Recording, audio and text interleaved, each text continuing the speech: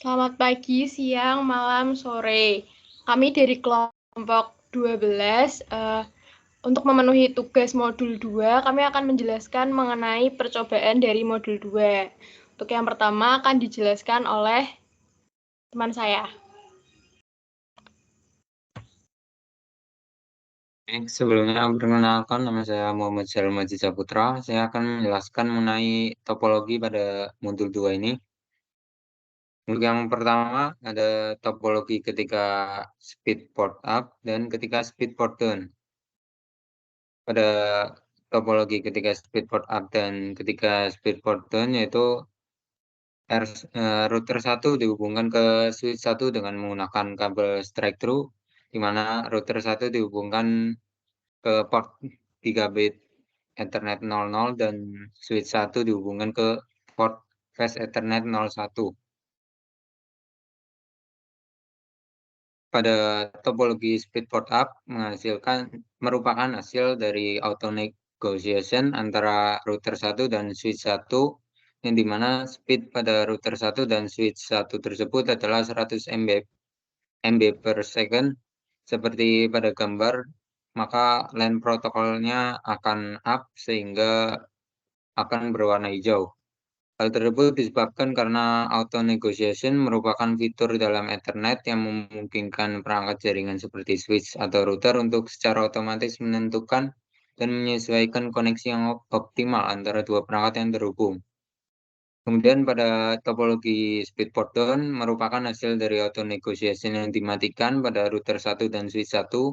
Kemudian speed pada router 1 diubah menjadi 10 MB per second dan speed pada switch 1 tetap diatur pada 100 MB per second seperti pada gambar, yaitu apabila LAN protokolnya down maka akan berwarna merah. Namun apabila speed pada router dan switch 1 diubah menjadi auto, maka LAN protokol antara router 1 dan switch 1 akan tetap up. Kemudian untuk topologi akhirnya, apabila semua perangkat telah terhubung, maka dapat melakukan pengiriman data antar laptop maupun PC. Demikian, untuk selanjutnya bisa dilanjutkan oleh teman saya.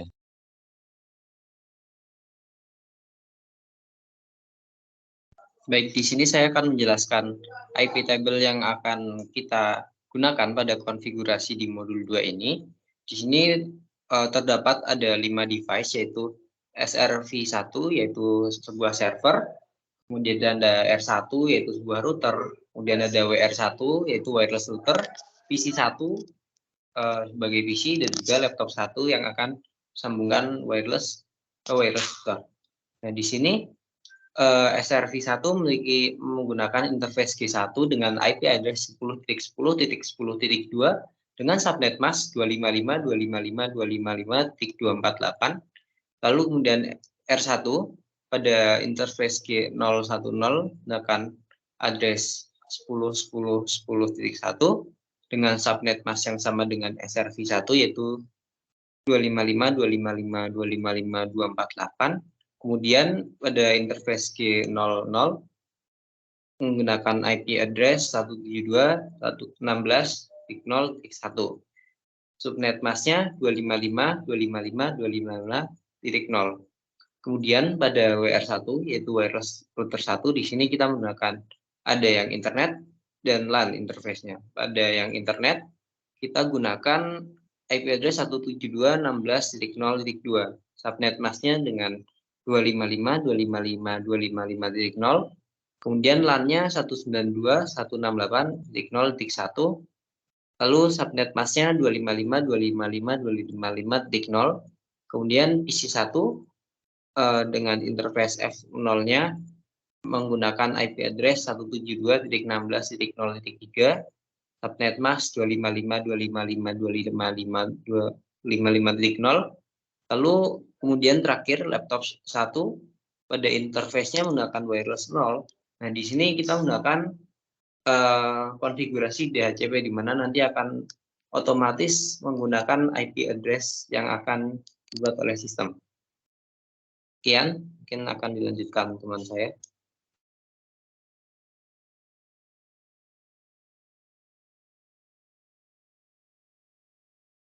Oke, untuk selanjutnya saya akan menjelaskan mengenai konfigurasi yang ada di dalam topologi ini.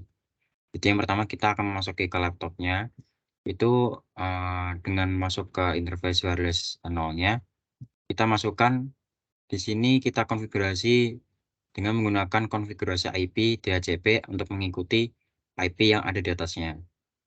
Lalu kita namai juga SSID-nya kelompok 12. Oke, lalu untuk yang di PC, nah untuk yang di PC sendiri, sesuai dengan tabel kita ubah IPv4 address-nya jadi 172.16.0.3 dengan subnet mask dengan prefix /24 yaitu 255.255.255.0. Lalu untuk selanjutnya ke switch-nya.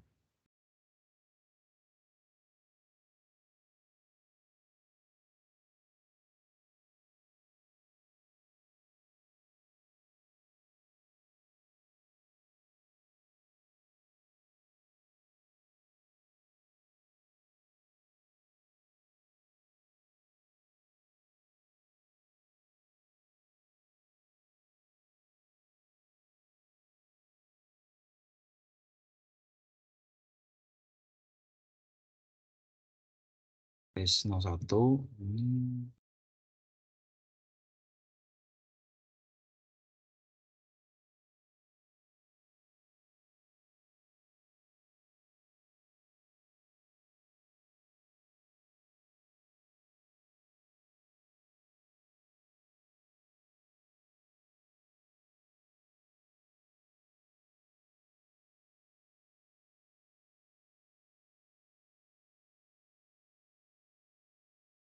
Oke, jadi di sini ini untuk switch-nya ini karena hanya menyambungkan saja dari router sama wireless-nya. Jadi di sini dia tidak ada konfigurasi, tapi sudah disetting dari routernya atau di wireless-nya ini.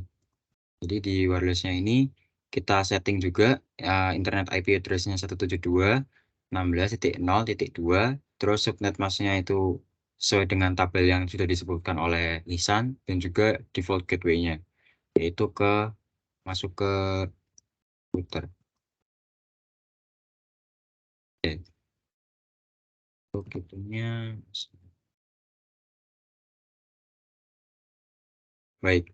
Untuk yang selanjutnya ini setelah kita konfigurasi dari routernya ini itu dengan IP address yang sudah disesuaikan yaitu 172.16.0.1 dengan subnet mask 255.255.255.0 dengan duplex auto. Lalu dengan untuk konfigurasi di gigabit Ethernet 01 atau di bagian sini ya, di bagian dari router ke server itu tidak memiliki IP address tapi memiliki duplex auto, speed auto, dan dia di shutdown terlebih dahulu. Terus untuk interface yang di gigabit Ethernet 01.0 ini menggunakan IP address backbone 10.10.10.1 dengan subnet mask 255.255.255.248. Dan untuk servernya sendiri mengikuti sebagai penerima akhir dari topologi, yaitu dengan default gateway-nya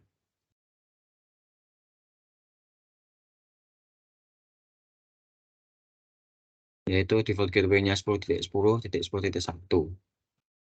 Oke, mungkin untuk yang konfigurasi dari topologi ini seperti itu. Saya lanjutkan ke teman saya.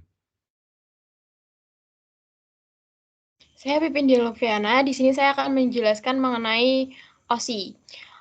OSI merupakan OSI atau Open System Interconnection. Ini adalah sebuah model arsitektur jaringan yang dikembangkan oleh badan ISO, yang biasanya digunakan untuk menjelaskan bagaimana sebuah standar jaringan ini akan berkomunikasi. OSI standar ini dibagi menjadi dua, yaitu ada lower layer dan upper layer. Pada lower layer, ini terkonsentrasi untuk komunikasi melalui jaringan, sedangkan pada upper layer, konsentrasi untuk aplikasi atau software yang berjalan dalam sebuah jaringan. Nah, di OSI layar sendiri ini memiliki 7 layer. Di layar pertama ini ada fisikal yang berfungsi sebagai transmisi dengan electric pulse, radio wave, atau optical signal. Di layar kedua ada data link. Data link ini berfungsi sebagai collision detection dengan CSMA atau CD untuk Ethernet dan CSMA atau CA untuk Wi-Fi.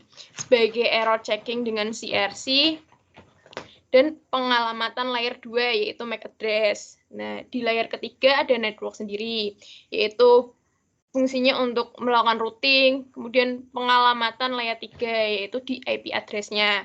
Kemudian di layar keempat ada transport, yaitu fungsinya untuk memfasilitasi end-to-end communication, packing sequence, dan memastikan kualitas data. Di layar kelima yaitu ada session, berfungsi untuk autentikasi dan memelihara sesi. Layer ke-6 ada presentation, yang fungsinya ini untuk data formatting, enkripsi, kompresi, encoding. Dan di layar ke-7 yaitu berfungsi untuk berinteraksi langsung dengan pengguna. Sekian presentasi dari kelompok 12 menjelaskan mengenai responsi modul 2 ini. Apabila ada kesalahan, mohon dimaafkan.